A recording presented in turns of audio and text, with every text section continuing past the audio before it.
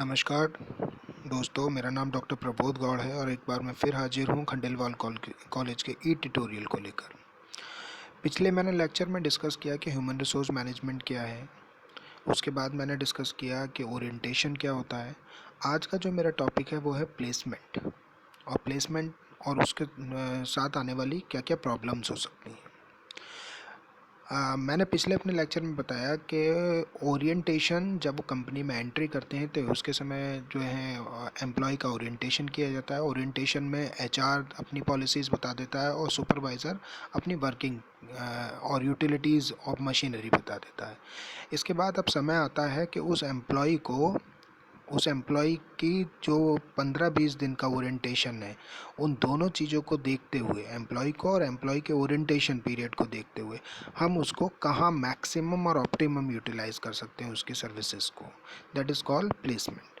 अगर मैं प्लेसमेंट का एक शब्दों में कहूँ तो placement refers to the allocation of people to jobs.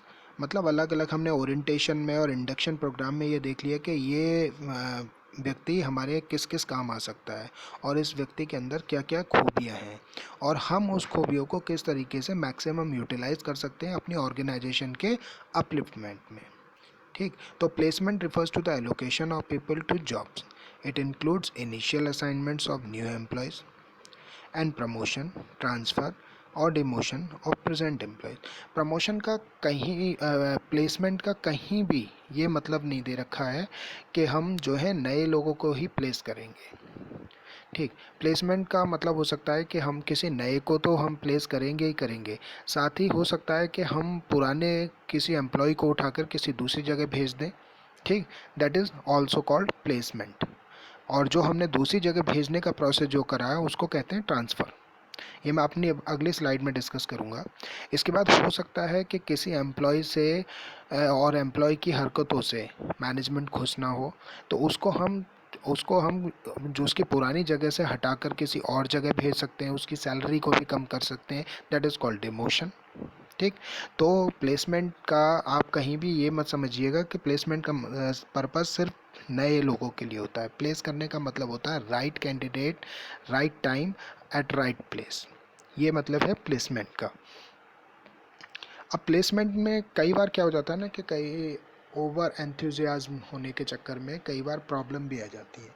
वो प्रॉब्लम क्या है, मैंने 3 तरीके की प्रॉब्लम को यहाँ पर आइडेंटिफाई किया है और उनको कैटेगराइज किया है। इसके अलावा भी बहुत सारी प्रॉब्लम्स हो सकती हैं। सबसे पहला है कि placement should look at the individual and not the job.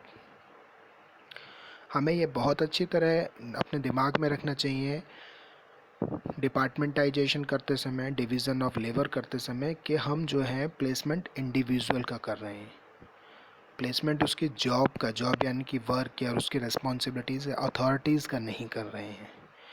जबकि हमारा अक्सर ऐसा हो जाता है हमसे गलती, बीइंग एचआर। तो ये एक बहुत बड़ी प्रॉब्लम बन के हमारे सामने वापस आता है। नंबर दूसरा जो सबसे बड़ी चीज़ मेरे सामने आई वो है the individual does not work independent. हम ह्यूमन बीइंग एक सोशल एनिमल है। हम शुरुआत में क्या करते हैं कि उसको ग्रुप और टीम की बातें करते हैं और फिर उठाकर उसको हम एकांत में ले जाकर उसको प्लेस कर देते हैं। ठीक, जिससे क्या होता है, प्रॉब्लमेटिक हो जाता है, क्योंकि एक सोशल लाइफ है, उसका इंडिविजुअल उसका ग्रुप बिहेवियर है, तो ये एक प्रॉब्लमेटिक हो जाता है। The individual does not work independently. तीसरी जो प्रॉब्लम आती है वो सबसे बड़ी, वो है we must be careful while placing the individuals. कई बार हमें क्या होता है कि बहुत ही इम्पार्शियल होकर प्लेसमेंट करना चाहिए, हम उतने इम्पार्शियल नहीं हो पाते हैं। तो प्लेसमेंट का जो मैंने अपने सबसे पहला पर्पस बताया कि सही आदमी को सही समय सही स्थान पर भेजने को प्लेसमेंट कहते हैं। तो जब हम इम्पार्शियल नहीं हो पाते हैं और थोड़ा सा भी दिमाग में हमारे किसी भी तरीके का उस जॉब के रिगार्डिंग लालच आ जाए या उस व्यक्ति के रिगार्डिंग किसी भी प्रकार के गलत भावना आ जाए, तो वो प्लेसमेंट प्रोसेस गलत हो जाता है। तो ये 3 बेसिक प्रॉब्लम्स हैं जो प्लेसमेंट के समय एचआर को जो है ध्यान में रखनी चाहिए, ताकि ताकि जो प्लेसमेंट का असली पर्पज़ है वो पूरा हो सके। इसके बाद मैं अगली स्लाइड में लेकर आपको बताऊंगा कि किस तरीके से प्लेसमेंट के बाद की और क्या प्रोसेस है। तब तक आप इस चैनल को सब्सक्राइब कीजिए और अगर ये वीडियो पसंद आई हो तो उसे लाइक कीजिए। Thank you very much.